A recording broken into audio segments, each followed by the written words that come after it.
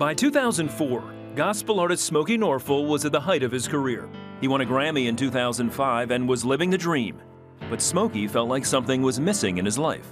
And after recording in the studio one day, he decided to start a church. Today, Smokie is the senior pastor of Victory Cathedral Worship in Chicago, which meets on 3 campuses. In 2015, he won his second Grammy. In his book, Take the Lid Off, Smokie shares why he said yes to ministry and music and offers practical tips on living life without limitations. Well, Smokie joins us, and it's an honor to have you. It's an honor to be here. Welcome. Thank you. All right, you know, what I'm hearing is that you're living the dream. You're winning awards. You're being very successful with your voice, and yet you're not happy. Yeah, that was a huge lack of peace. You know, I figured this out. There's no amount of anything that can replace or pay for your peace. And for me, I was in that season of having the desires of my heart being fulfilled and the joys of all the trappings that come with celebrity, with reaching the top of any vocation. And in my regard, it was the music industry. And still not finding any kind of peace, any kind of rest or resolve, feeling like something was missing. And ultimately, I had to yield and realize, God, I'm doing what I want to do, but am I really doing what you want me to do? Am I fulfilling my purpose? And that was ultimately the missing component. All right, so you're in the middle of a recording session. Yes. And suddenly you start saying, I'm going to start a church. I have been feeling that for a long time. It's like we expect that it's going to be this sudden, you know, this instantaneous moment, but really the moment was the breaking point. Over a course of time, I realized I even got to a place, I'm a PK, grew up a PK all my life, but I got into the place, and people are shocked when I say this, that I didn't even... For those of you who don't know what PK means, it means pastor's kid. There you go, pastor's kid. Preacher's kid. Yeah. So you grew up in church. I grew up in church. In church. You lived in church. I lived in church, and every Wednesday night you were in church. Every Wednesday night. Every Sunday morning, every Sunday night. Absolutely. And usually Sunday afternoon. Absolutely. I had a drug problem growing up, and my parents drugged me to every service. Any service that was happening, they drugged me to it. And so, you know, having that exposure, having that foundation, I realized what was right. I knew what was right.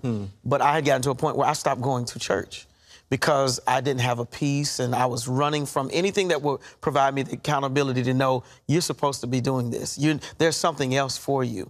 And so I really kind of tried to escape within myself, only to figure out you can't run. You'll never, I could continue to do what I was doing, continue to be #1 on the charts, continue to work hard, but I would not have fulfillment. I wouldn't have peace. And that ultimately was me saying, God, okay, yes. Well, that studio moment was just the breaking point. It was the moment when I said, God, I know. Let me go ahead and jump in and do what I'm supposed to do, what I'm called to do. So my compromise was a Bible study. It's like I just do. So I don't have to. So it wasn't I'm going to start a church. No, it was no. I'm going to start a Bible study. It's still, you know, I was still. Take this. I'm going to put my big toe in. Exactly. and not go all in. Exactly. And so once I finally got to the point of starting the Bible study, God is so amazing, and I love the way that, you know, He humors us to think that we're compromising, that we're getting away with something. But we went from 12. In about a month, we had 100 people. In about 2-3 months, we had 200 or 300 people. I mean, and it just kept growing and escalating. I'm like, God, wait a minute. You know, this is the Bible study. It's just a Bible study. It was bigger in my living room. Exactly.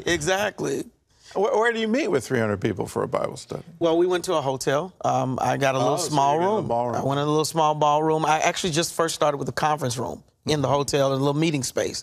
So I was like, okay, this is cool. Then I said, okay, we need a little bigger space. You guys quit telling people about the Bible study. It's just a closed Bible study. Yeah, be quiet. Just for us. Exactly, like Christ, you know. I'm gonna bless you with this miracle, but don't tell anybody. And so, again, we just grew inside that hotel until eventually I had to launch and go into a high school, a big, huge high school auditorium. And we were there for 7 years before even getting our own personal or permanent facility. Yeah, you got a building now. We have several buildings now. You got 3 campuses. Yes. It's just God is blessing, and it's growing. Yes. And so how's your happiness level now? Well, you know, I think happiness comes and goes. You know, happiness is relative. It's really existential. You know, whatever your circumstances on the outside can really determine and dictate your happiness, but my joy level is absolutely amazing.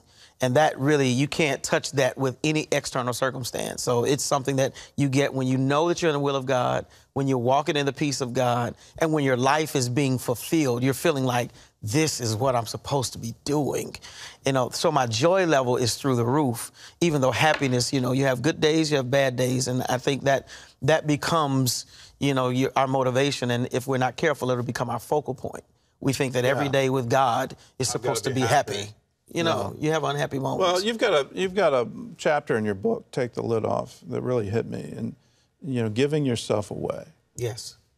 And I just think that that's a fundamental to the Christian life. Right. That we're supposed to give ourselves away. Yeah, unfortunately, many of us, when we get ready to take the lid off and experience this abundant life that we want so badly, we skip over, you know, everything that Christ said, you know, as it relates to us giving ourselves or presenting ourselves to other people. But over and over and over again, that's the message of the gospel. It's a message that says you've got to present yourself to others in order to be fulfilled in yourself. We're very selfish people, you know, and it's part of our human nature. It's humanity. Yeah. Nobody has to teach a child to say mine. It's instant. You know, you have to teach them to say, to share, but you don't have to teach them to say, no, mine. And so we work all of our lives to overcome that. And we really never will be fulfilled within ourselves, never truly have joy, never know real peace until we get over ourselves, stop being so self-centered and self-centric, and realize that our lives are really presentations to others so that God can get the glory out of them. I love the illustration in the book where you're having a birthday party for one of your kids, and you're getting all the presents, and on the way home, you decide, well, I'm going to give a life lesson here. Right. And you said you can have 3 of the presents, right, but I need you to give away all the others, right, for people who are needy. Right. You know, it was a faith-walking moment that I wasn't crucified when I got home, you know, that my kids didn't do something to me while I was sleeping. But it really proved to be a very valuable lesson for them that has now carried over into their lives, that I don't have to put that mandate upon them. I don't have to make them choose. They're trying to tell me now, Dad, we need to give to this. Dad, we need to do that. They're very compassionate people. They realize the value of giving. They know that our blessings are a result of their capacity and their heart to be generous to other people, to give themselves away. You know, I have a saying at my church, it's actually a meme that goes with GYA, give yourself away, a kind of a para-organization or sub-organization of our ministry. And it simply says this: live to be missed, not just remembered. That is our mantra. Live to be missed, not just remembered. So I teach my kids, and it started there as babies. You got all the church members that are pouring all these things in your lap, and you got the favor of God on your life, but you have a responsibility because there are others that don't have it. And so I want them to live to be missed, not just remembered. If they were gone, I said, who would miss you? Not remember you. Oh, yeah, I remember that guy. Who would actually miss you? If the church that we pastor, if we were out of the community, would somebody say, man, we sure miss what they did for us or what they did for the community and for the people? Or would they just say, yeah, I remember that church? So that really, you know, that's a huge part of me as an individual, my family, and even our church family.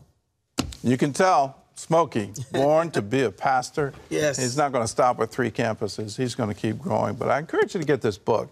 Take the lid off. If you're frustrated in life as to, you know, what's God's plan for you and what are the possibilities for you, read this. There are pastoral lessons in it, but just the main title, Take the Lid Off. If there's pressures on your life, it's a great illustration. Take the lid off. And he's also got a 12-track digital-only album of some of his most beloved songs. It's called Nothing is Impossible. You can find out how you can get it at cbn.com. Thank you. Thank you so much. Thank you for your life. Keep preaching. Thank you.